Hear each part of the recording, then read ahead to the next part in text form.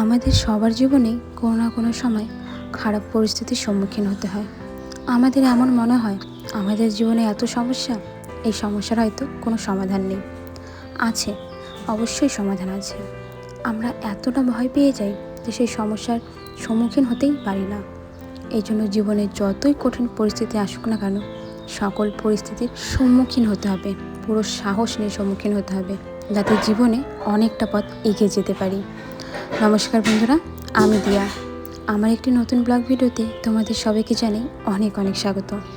দুদিন আগে না শাশুড়িমা কিছু পেঁয়াজ এনেছিল, সেই পেঁয়াজের থেকে গাছ বেরিয়ে গেছে। তো 3টা পেঁয়াজ আমি কেটে নিয়েছি, সেগুলো মাটির মধ্যে লাগিয়ে দিলাম যদি সেখান থেকে কিছু গাছ হয় আর কি।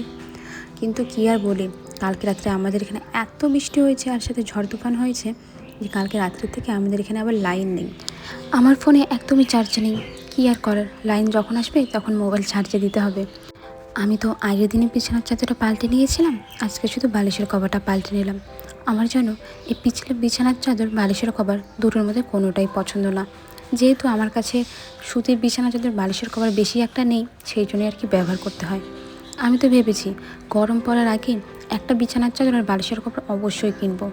এই গরমের সময় না এই পিছলা বিছানার চাদর ভীষণ খারাপ লাগে, মানে গা যেন জ্বলে ওঠে, বা যদি সেই জায়গায় বসা যায় একদম নিচের দিকে চলে আসে টানতে টানতে, কী যে খারাপ লাগে। বিছানা তো মোটামুটি গোছানো হয়ে গেছে, এবার নিচের দিকের কাজগুলো রয়েছে। আজকে না টিভিটা একটু নিচে নামিয়েছিলাম, যেহেতু আজকে আমাদের গ্যাস সিলিন্ডার আনা হয়েছে, আর আমি তো গ্যাস সিলিন্ডার উপরে টিভিটা রাখি। আগের মানে যেটা ঘরে ছিল সেই গ্যাস সিলিন্ডারটা না এখনও পর্যন্ত শেষ হয়নি, এই জন্য আর কি নতুনটা লাগানো হচ্ছে না। যদি ওটা শেষ হয় ওই পুরনো গ্যাস সিলিন্ডারটা এখানে রেখে তার উপরেই আর কি টিভিটা রাখবো। আমাদের এই টিভিটা যেন ভালো, কিন্তু কেউ টিভি দেখে না। কী এক সময় এসে পৌঁছালাম, এই সময় কারো নাকি টিভি দেখতে ভালো লাগে না। আর যখন আমি ছোট ছিলাম তখন কতই না টিভির জন্য পাগল ছিলাম। মানুষের বাড়ি গিয়ে সকাল থেকে ধর্না দিয়ে থাকতাম, কখন তারা টিভি চালাবে, টিভি চালাবে, টিভি দেখবো।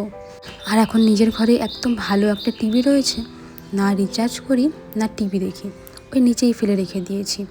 আর টিভিটার জানো তো অনেক ভারী ওজন, এই জন্য আমি শোকেসের ওপর রাখিও না। যেহেতু দেখি না এই জন্য আর কি শোকেসের ওপর রাখা হয় না, নিচেই রেখে দিয়েছি। তোমাদের বাড়িতে কি টিভি চলে, নাকি এখন টিভির ভাগটা অনেকটাই কমে গেছে? ওই বাচ্চাদের কার্টুন দেখার জন্য টিভিটা চলে, নয়তো বড়দের খবর দেখার জন্য। নাহলে বর্তমান সময়ে সবার যেন টিভির প্রতি আগ্রহটা কমে গিয়েছে। এদিকে যে কাপড়গুলো আমি ভিজিয়েছিলাম সেগুলো তো ধুয়ে দিয়ে নিয়েছি, এরপর না স্নান করব। তার আগে তোমাদের আকাশের অবস্থাটা একবার দেখিয়ে দিই।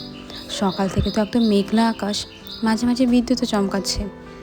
চৈত্র মাসটা যেহেতু পড়েই গিয়েছে, আর চৈত্র মাস বৈশাখ মাস মানে ঝড় বৃষ্টি তুফানের দিন চলে আসছে, এখন এসব চলতেই থাকবে। এদিকে আমি স্নান করে নিয়েছি, চুলে আজকে শ্যাম্পুও করেছিলাম।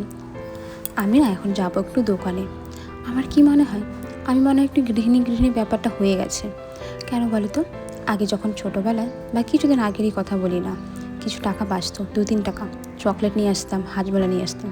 এখন আর সেসব আনি না গো, হয়তো শ্যাম্পু, নয়তো সলাই, দেশলাই আর কি, এগুলোই আর কি আনি। মানে একটু সব কিছু সঞ্চয় করতে ভালো লাগে, এমনি এমনি নষ্ট করে কী লাভ, সেটা আর মন চায় না এখন আমার। এদিকে ডিম ভাজা করবো দেখে আমি পেঁয়াজটা কেটে নিচ্ছি। আমার না একদম ডিম ভাজা খেতে ইচ্ছে করছিল না, পেটটা মানে একটু গ্যাস হয়ে গিয়েছিলো। তো ভাবলাম আমি আর কোনো কিছু খাবো না দুপুরের দিকে, একটু লেবু জল বানিয়ে খেয়ে নিয়েছিলাম। আর ডিম ভাজবো যেহেতু হাজব্যান্ডের জন্য, এই জন্য পেঁয়াজটা কুচি কুচি করে কেটে নিয়েছি। আর ঘরে আবার আজকে কাঁচা লঙ্কা নেই, শুকনো লঙ্কা দিলাম না, কারণ সবসময় শুকনো লঙ্কা খাওয়া কিন্তু একদমই ভালো নয়, এতে পেটের অনেক সমস্যা হতে পারে। মাঝে মাঝে খাও ঠিক আছে, কিন্তু বেশিরভাগ ক্ষেত্রে কাঁচা লঙ্কা খাওয়াটাই বেশি ভালো। আর ডিমটা না আমি সবসময় বেশি আঁচ দিয়ে ভাজি, কারণ এতে ডিমটা শক্ত হয় না। যদি ডিমটা কম পাওয়ার দিয়ে অনেকক্ষণ ধরে ভাজা হয়, ডিমটা না অনেকটা আমার কাছে শক্ত শক্ত মনে হয়। আর যদি বেশি পারে ফটাফট ভাজো, একটু তেলটাও বেশি দাও, ডিমটা একদম ভালো মতো নরম আর ফুলেও অনেকটা। ডিমটা ভাজা হয়ে গেছে, হাজব্যান্ডের কাজে থেকে আসার সময় হয়ে গেছে। তো ভাবলাম আমি যেহেতু কমেডি ভিডিও বানাই, সেই জন্য অনেক কাপড় না একসাথে হয়ে রয়েছে। যেহেতু কমেডি ভিডিও বানালে অনেকগুলো ক্যারেক্টার করতে হয়, সেই ক্যারেক্টারের জন্য আলাদা আলাদা জামা কাপড় রয়েছে। আমার বাড়ি পরেরই জামা আর কি, সেগুলোই আর কি পরি। তো এদিকে না সব কিছু আমি গুছিয়ে নিব, তার আগে একটা হাজমোলা খেয়ে নিয়েছিলাম। হাজমোলা খাওয়ার পর মনে হচ্ছিলো বডিতে একটু এনার্জি আসছে, এনার্জি নিয়ে সব কাজগুলো আমি করে নিব। এই কাজগুলো করতে করতে ভেবেছিলাম একটু শোকেসও গোছাবো, কিন্তু ততক্ষণ হাজব্যান্ড চলে আসছে, এই জন্য না ভিডিওটা কন্টিনিউ করতে পারলাম না। আর আমার মোবাইলেও বেশি একটা চার্জ নেই, এই জন্য ভিডিওটা এখানেই শেষ করছি। দেখা হচ্ছে তোমাদের সাথে পরে ভিডিওতে। আমাকে একদমই ভুলো না, তোমরা সবাই মনে রেখো। আর তোমাদের সুন্দর সুন্দর কমেন্টের জন্য অনেক অনেক ধন্যবাদ। আজকে তাহলে আসি।